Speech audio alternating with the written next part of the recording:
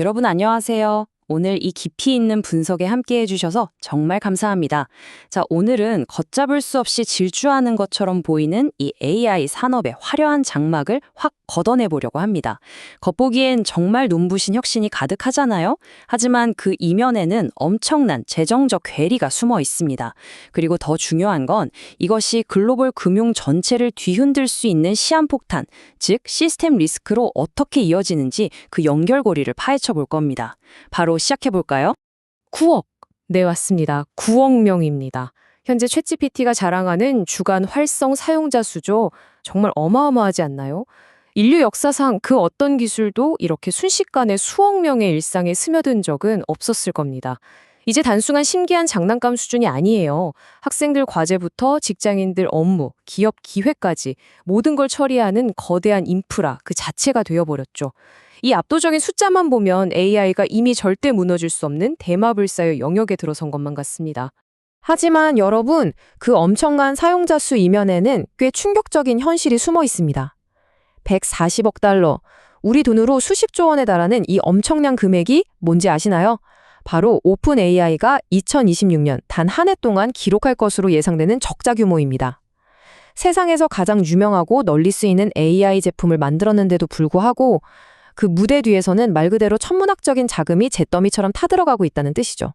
도대체 왜 이런 거대한 재정적 모순이 발생하는 걸까요? 그 원인은 아주 단순한 숫자 하나에 있습니다. 바로 5.5%입니다. 앞서 말씀드린 그 9억 명이라는 엄청난 사용자 중에서 실제로 돈을 내고 서비스를 이용하는 사람의 비율이 고작 5.5%라는 거예요. 그럼 나머지 94.5%는요? 이 무료 사용자들이 매일 쏟아내는 수십억 개의 줄문을 처리하기 위한 그 막대한 컴퓨팅 비용을 회사가 고스란히 떠안고 있다는 겁니다. 비즈니스 구조의 심각한 불균형이 바로 이 지점에서 시작되는 거죠. 첫 번째 파트, 거대한 AI 붐입니다. 대규모 언어 모델들이 우리 사회에 얼마나 빠르고 광범위하게 퍼졌는지 먼저 배경을 살짝 짚어보죠. 2020년을 기점으로 대규모 AI 시스템 출시는 그야말로 폭발적으로 늘어났습니다. 컴퓨팅 연산 능력이 고도화되면서 수많은 테크 기업들이 앞다투어 더 크고 더 똑똑한 모델을 쏟아내고 있잖아요. 누가 더 나은 성능의 AI를 먼저 내놓느냐, 기업의 사활이 걸린 멈출 수 없는 군비 경쟁이 시작된 겁니다. 두 번째 파트, 무대 뒤에서 사라지는 수십억 달러입니다. 자, 이제 실리콘밸리의 치열한 재정적 참호전 양상으로 들어가 보겠습니다. 앞서 본 그 거대한 사용자 규모가 사실은 엄청난 부채이자 재정적 부담이라고 말씀드렸죠. 오픈 AI는 2023년부터 2028년 말까지 총 440억 달러의 누적 적자를 기록할 것으로 예상되고 있습니다. 도대체 왜 이렇게 돈이 많이 드는 걸까요? 고성능 AI를 구동하려면 수천만 원에 달하는 엔비디아의 첨단 칩이 수만 개씩 필요합니다. 이걸 시키기 위한 전력 비용도 상상을 초월하고요. 게다가 최고급 AI 인재들 연봉은 수백만 달러를 훌쩍 넘기죠. 아무리 빨리 잡아도 2029년은 되어야 흑자 전환을 기대해 볼 수 있다는 절망적인 전망은 바로 이런 살인적인 비용 구조에서 나오는 겁니다. 문제가 얼마나 심각한지 볼까요? 전체의 94.5%를 차지하는 이 거대한 무료 사용자 기반이 맹렬하게 서버 자원을 갉아먹고 있습니다. 우리가 검색할 때마다, 문장을 번역할 때마다 회사의 현금이 실시간으로 활활 타들어가고 있는 거죠. 엎친 데 덮친 격으로 구글 같은 거대 경쟁사들은 올해에만 AI 인프라에 무려 1,850억 달러를 쏟아부으며 숨통을 조여오고 있습니다. 이렇게 압도적인 자본력을 가진 빅테크들과의 인프라 전쟁 속에서 다각화된 수익을도 없이 무료 사용자들의 컴퓨팅 비용까지 감당해야 한다는 건 정말 어마어마한 리스크입니다. 세 번째 파트, 기업용 AI 경쟁입니다. 그럼 AI 업계 모든 기업이 다 이렇게 위태로운 상황일까요? 여기서 아주 흥미로운 비교 대상이 등장합니다. 오픈 AI는 본질적으로 기업용 제품을 만들고 있는 소비자 중심 기업에 가깝습니다. 대중적인 인지도는 압도적 1위지만 무료 사용자가 너무 많죠. 반면 이들의 강력한 라이벌인 엔스로픽은 완전히 다릅니다. 소비자 제품을 보유한 기업 중심 기업이거든요. 이 차이가 진짜 핵심입니다. 대중에게 무료로 서비스를 풀어서 현금을 태우는 대신에 애초에 돈을 지불할 능력에 빵빵한 기업들, 즉 B2B를 타겟으로 삼은 겁니다. 그 결과 엔스로픽은 기업용 AI 지출 점유율을 40%까지 쫙 끌어올렸고요. 코드 생성 시장에서도 절반에 가까운 점유율을 장악해냈습니다. 엔스로픽의 성과를 한번 보세요. 연간 환상 매출은 이미 190억 달러를 찍었고 2027년에는 무려 긍정적인 현금 흐름, 그러니까 흑자 전환까지 예상하고 있습니다. 게다가 포춘 10대 기업 중 8곳이 이들의 유료 고객이에요. 기업들이 왜 엔스로픽에 수백만 달러를 톡톡 지불할까요? 그들은 그냥 재미있는 챗봇을 원하는 게 아닙니다. 강력한 보안, 신뢰할 수 있는 데이터 처리, 그리고 확실한 유지 보수를 원하기 때문이죠.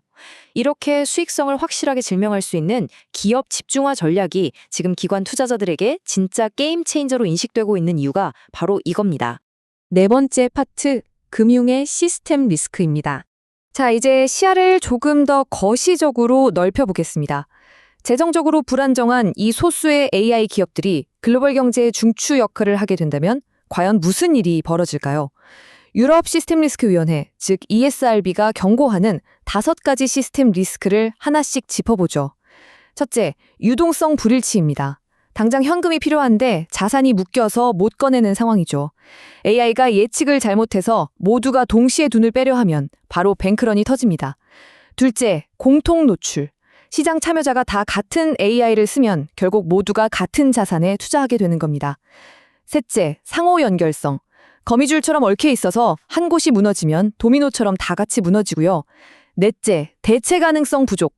특정 AI 모델이 다운됐을 때 그걸 대신할 플랜 B가 없다는 뜻입니다. 마지막으로 레버리지.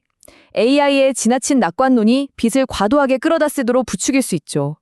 AI는 이 5가지 전통적인 리스크를 말 그대로 기하급수적으로 증폭시킵니다. 특히 여기서 모델 획일성이라는 개념을 확실히 짚고 넘어가야 합니다. 시장의 수많은 헤지펀드나 은행들이 결국 가장 똑똑하다고 소문난 2, 3개의 AI 모델에만 전적으로 의존하게 되는 현상을 말하는데요. 알기 쉽게 예를 들어볼까요? 수만 마리의 양떼가 머리에 똑같은 내비게이션을 달고 다 같이 절벽을 향해 전력질주하는 상황이랑 똑같습니다. 만약 그 소수의 AI 모델의 어떤 편향이나 알고리즘 오류가 발생한다? 전 세계의 자본이 한날 한시에 똑같은 잘못된 거래 결정을 내리게 되는 겁니다. 이건 단순한 하락장이 아니라 즉각적이고 파괴적인 대규모 시장 붕괴로 이어지는 정말 섬뜩한 시나리오죠. AI의 몇 가지 고유한 특징들이 이런 붕괴를 더 가속화시킵니다. 우선 거대 자본이 필요한 진입장벽 때문에 소수의 기업이 시장을 독점하게 되죠. 이게 바로 하나만 고장나도 전체가 멈추는 단일 장애점을 만듭니다. 게다가 AI는 딥러닝이라는 블랙박스 속에서 작동하잖아요. 엄청난 불투명성을 가지고 있습니다. 문제가 터져도 대체 왜 그런 거래를 했는지 원인조차 찾기 힘들다는 거죠. 근데 제일 무서운 건 바로 속도입니다. 인간이 문제를 눈치채고 플러그를 뽑기도 전에 밀리초 단위로 거래하는 알고리즘들이 순식간에 시장 자금을 싹 증발시켜버리는 플래시 크래시를 일으킬 수 있거든요. 그런데도 인간은 이 시스템을 그저 맹신하며 과도하게 의존하고 있습니다. 수백억 달러의 적자를 내는 기업들이 만든 이 빠르고 불투명한 기계에 우리 모두가 기대고 있는 아슬아슬한 형국입니다. 마지막 5번째 파트, AI 머신 길들이기입니다. 이런 거시경제적 시한폭탄을 해체하기 위해서 감독당국도 구체적인 안전장치를 서둘러 마련하고 있습니다. 만약의 사태를 대비해 금융사들이 의무적으로 가지고 있어야 할 자본과 현금 비율을 깐깐하게 재조정하고 있고요. 가장 눈에 띄는 건 서킷 브레이커의 강화입니다. AI 알고리즘이 폭주해서 비정상적인 거래를 막 쏟아낼 때 시장을 즉시 마비시키고 인간이 개입할 수 있는 시간을 벌어주는 일종의 비상정지 버튼을 훨씬 더 민감하게 설정하는 거죠. 또 투자자들이 자기가 어떤 위험에 노출되어 있는지 알 수 있도록 특정 금융상품이 AI로 운용되는지 투명하게 라벨을 붙이는 방안도 추진 중입니다. 어떻게든 이 인공지능의 미친 속도를 규제와 통제의 울타리 안으로 끌고 들어오려는 필사적인 노력인 셈이죠. 유럽 시스템 리스크위원회는 이렇게 아주 강력하게 경고하고 있습니다. 금융 분야의 AI 속도를 따라잡지 못하면 금융 불안정이 커지고 당국의 개입이 더 빈번해질 수 있다. 여러분, 이건 그냥 해보는 단순한 공고가 아닙니다. 기술의 발전 속도가 우리가 통제할 수 있는 능력을 넘어서 버리기 전에 확실한 안전장치를 마련하는 게 그 어느 때보다 시급하다는 아주 명백한 선언입니다. 우리는 이미 팔짱 끼고 관망할 수 있는 임계점을 한참 지났습니다. 수억 명의 열광, 화려한 기술력. 그러나 그 밑바닥에 자리한 구조적이고 재정적인 취약성. 오늘 이 분석을 마무리하면서 여러분께 아주 도발적인 질문을 하나 던지고 싶습니다. 우리는 과연 기술적으로는 경이롭지만 재정적으로는 언제 무너질지 모르는 모래성 위에 글로벌 금융의 미래를 통째로 쌓아올리고 있는 것은 아닐까요? 당장 눈앞에 보이는 이 편리함에 흠뻑 취해서 그 시스템을 지탱하는 기반이 얼마나 썩어 있는지 잊고 있었던 건 아닌지 진지하게 돌아봐야 할 때입니다. 이 질문이 여러분께 깊은 울림을 남기길 바라며 오늘 준비한 내용은 여기서 마치겠습니다. 끝까지 함께 해주셔서 정말 감사합니다.